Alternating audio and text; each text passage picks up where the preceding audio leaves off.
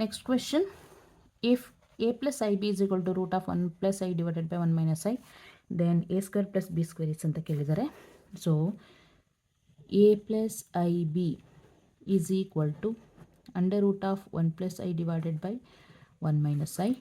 So a minus ib ಏನಾಗುತ್ತೆ ಅಂದರೆ very simple, 1 minus I divided by 1 plus I ಆಗುತ್ತೆ. ಇದನ್ನು ಇಕ್ವೇಷನ್ ನಂಬರ್ 1 ಅಂತ ತಗೊಳ್ಳಿ, ಇಕ್ವೇಷನ್ ನಂಬರ್ 2 ಅಂತ ತಗೊಳ್ಳಿ.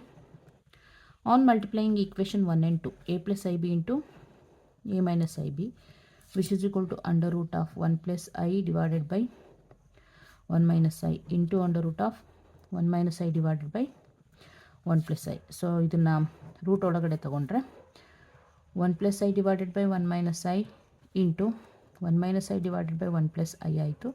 1 minus I 1 plus y 1 plus I ಎರಡು cancel. a plus ib into a minus I ಅಂದರೆ a square plus b square under root of 1 ಬಂತು. So this is equal to 1. Option A is the right answer.